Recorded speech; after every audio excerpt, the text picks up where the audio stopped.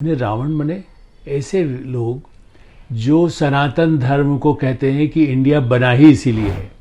आप यदि देखें कामराज योजना, कामराज ने तो कांग्रेस पार्टी को जिंदा रख लिया, इंदिरा गांधी का साथ देकर के जो काम किया, कामराज योजना आज भी उस तरह से याद की जाती है। उन्होंने जिस तरह से काम किया था कि डीएमके के लोग उस षड्यंत्र में कहीं न कहीं शामिल थे और उन पर कार्रवाई न करने के लिए सोनिया गांधी बहुत नाराज रही नरसिंह राव से। ये सारे रिकॉर्ड आप किताबों में पढ़ लीजिए।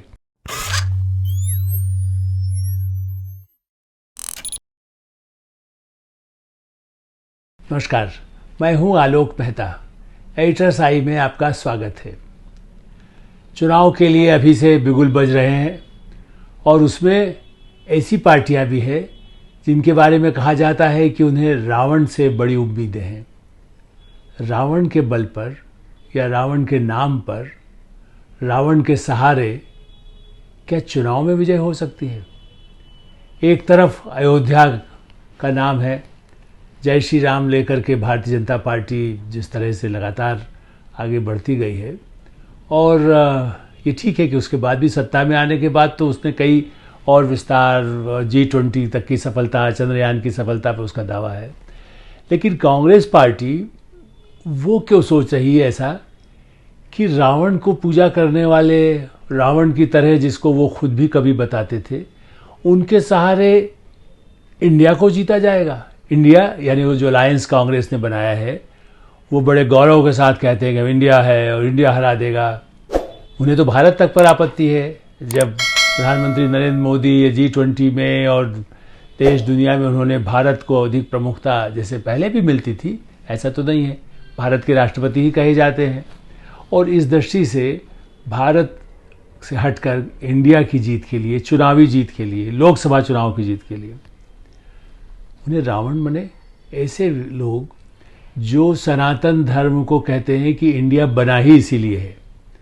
मैंने तमिलनाडु की जो इस इंडिया अलायंस की सबसे बड़ी पार्टी है, उसकी सरकार, तमिलनाडु की सरकार, स्टालिन की सरकार, डीएमके और उनके संगठन की सरकार, कांग्रेस जिसके सहारे जिस बैसाखी को लेकर आगे बढ़ रही है, उसकी सरकार के मंत्री कहते हैं कि इंडिया तो बना ही इसलिए है ताकि हम जो है विजय प्राप्त कर सकें और सनातन धर्म को नाश कर सकें। भारत में रह के सनातन धर्म को ख़त्म करने की बात, आप धार्मिक हैं नहीं हैं वो अलग बात है। और दूसरी तरफ राहुल गांधी बेल्जियम में, ब्रसेल्स में जाके कह रहे हैं, पहले भी उनका दावा रहा है लेकिन ब्रसेल्स में भी जाकर के पत्रकारों के बीच में कह रहे हैं कि देखिए, मैंने वेद, उपनिषद, गीता का मुझे ज्ञान है, भारतीय जनता पार्टी वालों को नहीं पता है। अब उन्हें वेदों का यदि ज्ञान है तो सनातन धर्म पर वो जब इस तरह के उनके ही साथी जब बोलते हैं, मंत्री जो उनके सहयोगी दल के मंत्री हैं जब वो बोल रहे हैं, उनके और नेता बोल रहे हैं, उनके और सहयोगी दूसरे राज्यों में हैं वो भी कुछ बोल रहे हैं, और उनके लिए तो कोई शब्द राहुल गांधी नहीं कहते हैं। वो कहते हैं मैं बड़ा हिंदू हूँ। पिछली बार उन्होंने कहा था मैं जनेऊधारू ब्राह्मण हूँ। देखिए, जाति के आधार पर क्या कांग्रेस पार्टी, भारतीय जनता पार्टी तो कहती है भाई सब हिंदू हैं, हम तो मुसलमान भी जो भारतीय मूल में पैदा हुए हैं, जो हिंदू हैं, हम तो उनको भी हिंदू ही कहेंगे। हम ये मानते हैं कि पूरा भारत में सब हिंदू ही रहे, जो बाद में किसी अपनी धार्मिक आस्था के कारण वो मुस्लिम कहलाते हों। लेकिन जिस तरह से राहुल गांधी डीएमके को और उनके सहयोगियों को, और वो party Congress party, doctor Radhakrishnan को याद करिए, आज़ादी के आंदोलन के समय से याद करिए, राधाकृष्णन जो सर्वपल्ली राधाकृष्णन, उनके ऊपर जितना उनका गीता का ज्ञान था, उनका धार्मिक और आध्यात्मिक उनका ज्ञान था, और उपराष्ट्रपति, राष्ट्रपति और कांग्रेस के बड़े नेता, शीर्ष नेता माने जाते रहे। एक तरफ वो रहे, कांग्रेस पार्टी में दक्षिण से कोई कम नेता रहे। आप यदि देखें कामराज योजना, कामराज ने तो कांग्रेस पार्टी को जिंदा रख लिया, इंदिरा गांधी का साथ देकर के जो काम किया, कामराज योजना आज भी उस तरह से याद की जाती है, उन्होंने जिस तरह से काम किया था। और वेंकटरमन, नरसिंह राव, आप ये कहें कि जिस तरह से के.आर. नारायण जो राष्ट्रपति भी रहे, अब ऐसे लोग दक्षिण के नेता कम नहीं रहे हैं। नरसिंह राव प्रधानमंत्री होते हुए बाकायदा पूजा पाठ उनका भी बहुत था। अच्छा, उनको भी छोड़िए, आप ये बताइए, इंदिरा गांधी मंदिरों में जाती थी,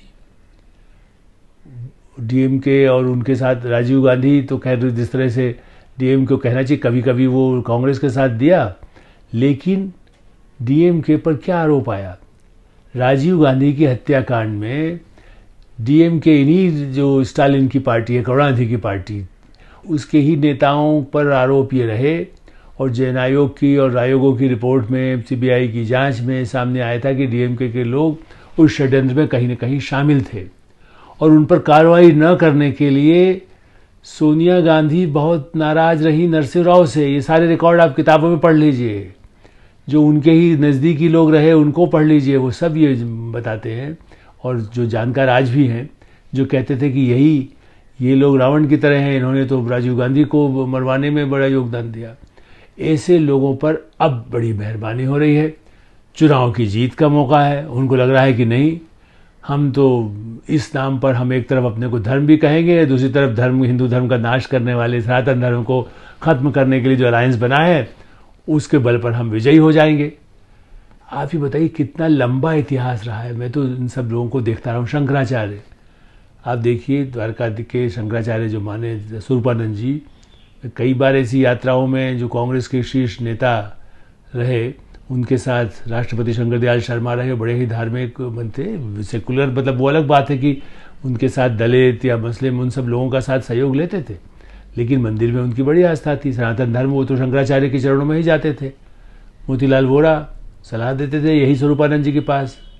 आज भी कमलनाथ क्या कर रहे हैं, वहाँ तो बाकायदा बुला रहे हैं संत महात्माओं को, छिंदवाड़ा में बुला करके उनसे, जिनके लिए चाहे कोई विवादास्पद हो या ना हो, या बीजेपी उनको अपना मानती हो, उनसे कथा करवा रहे हैं। ऐसे देश में जहाँ पूरा, और नेताओं को भी आप बात करें, क्या अशोक गहलोत या बघेल, वो क्या मंदिरों में जाकर के नहीं करते? उसी सनातन धर्म के लोगों के बीच में सनातन धर्म सभा, सनातन समाज, उनके पास जा रहे हैं। ये कैसा विरोधाभास है, ये कैसा कंट्रास्ट है। आप जिनके बल पर एक तरफ जीतना चाहते हैं कि हम असली हिंदू तो हम हैं, हम हिंदू तो को जानते हैं, ये बीजेपी केवल राजनीति करती है। तो बीजेपी में भी एक से एक सुंदर देता रहे जो, और उनको तो समर्थन हर जगह का मिला। अयोध्या, काशी, मथुरा में क्या ऐसे ही उनका सम्मान होता है? इतने शंकराचार्य, इतने समर्थक उनके जो आते हैं, वो केवल यदि उनको अज्ञान होता या उनके यहाँ संस्कृत के लोग नहीं होते, वो संस्कृत और हिंदी को लेकर के तो उनका पूरा अभियान रहा। भारत का जो नया, मतलब कहना चाहिए नया तो नहीं है, संविधान में तो भारत वही जो इंडिया इज भारत, उसको सही बताने के लिए कहा कि भारत ही है, जिसको आप इंडिया कह लीजिए।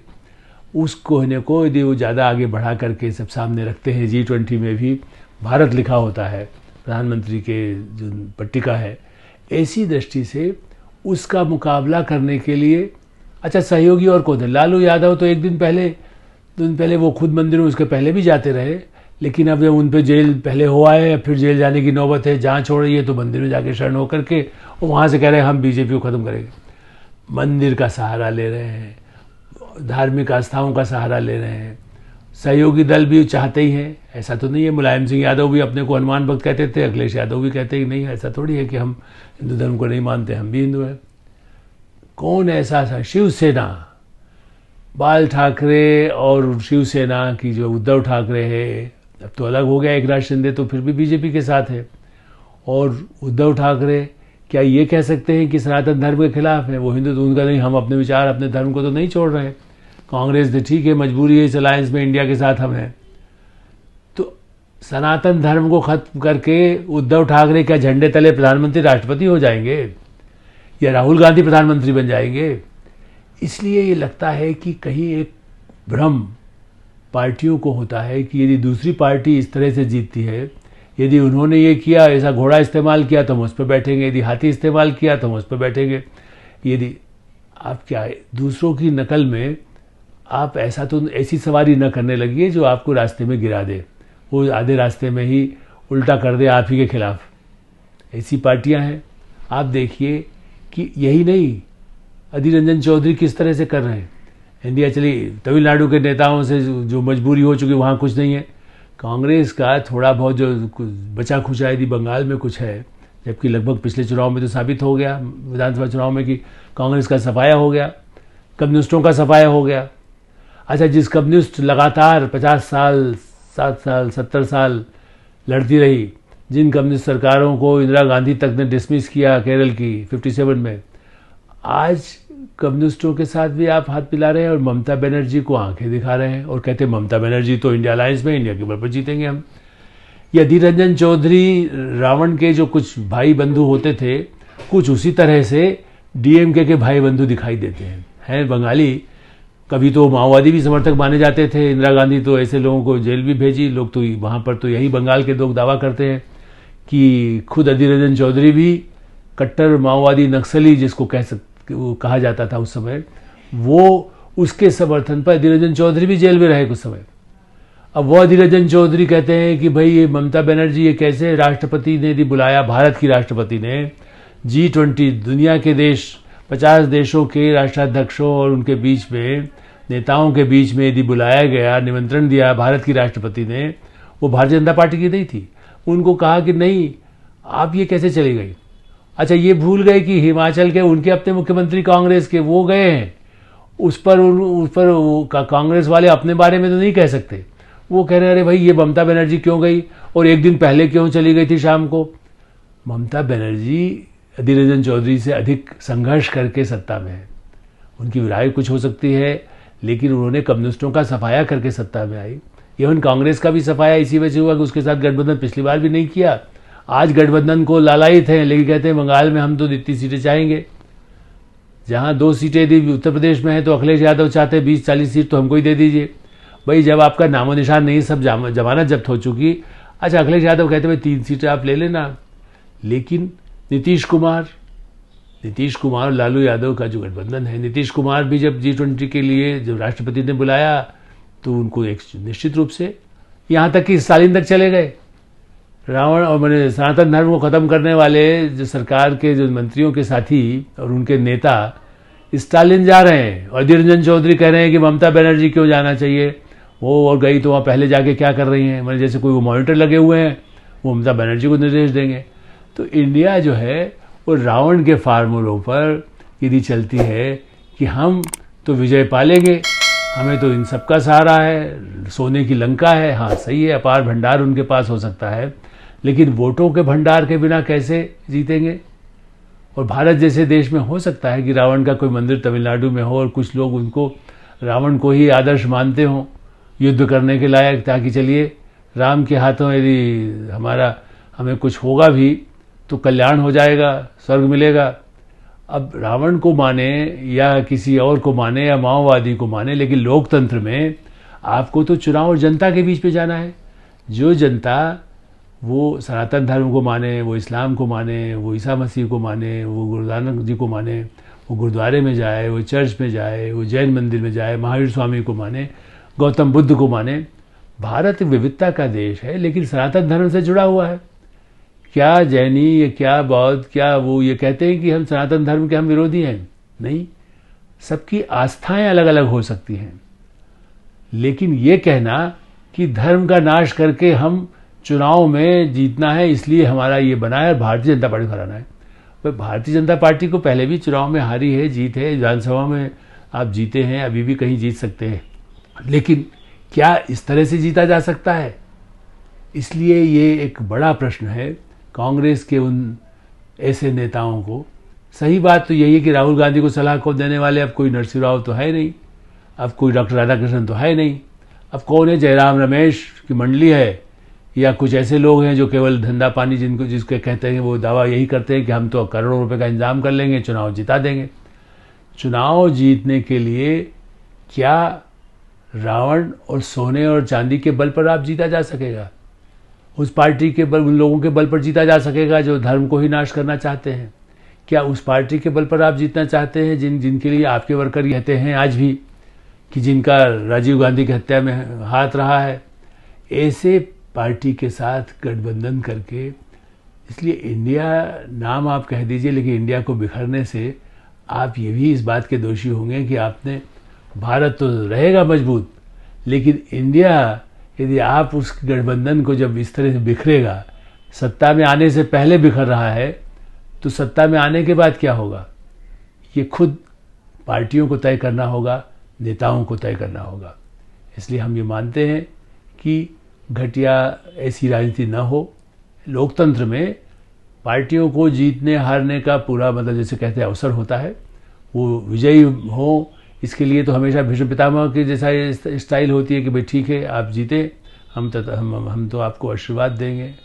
लेकिन ये आशीर्वाद के बजाय इस तरह के अभिशाप, जिसको कह सकते हैं, सोचना, अभिशाप के लिए सपना देखना कि जो होगा देखा जाएगा, और ऐसे लोगों का साथ लें, ये अपने आप में लोकतंत्र के लिए नहीं, कार्यक्रमों के बल पर, घोषणा पत्रों के आधार पर अपने लोगों का भविष्य तय करके उनके कल्याण के लिए क्या कर सकते हैं, इसके बल पर ही कोई विजय हो सकती है। राम राज्य, महात्मा गांधी ने जो सपना देखा था वो राम राज्य का था, रावण राज्य का नहीं था। एडिटर्स आई में हम यही विराम लेते हैं। आप इस कार्यक्रम को देखते रहिए, एडिटर्स आई को सब्सक्राइब करिए और अपने मित्रों और अपने समूहों को इसको फॉरवर्ड करिए। आपकी अपनी राय हो वो अवश्य बताएं, उससे हम जिससे भी उसमें जो सुझाव होंगे उसका भी स्वागत करते हैं। आपकी हर राय का, विपरीत राय का भी, आपकी आलोचना का भी हमें स्वागत होगा। धन्यवाद, नमस्कार।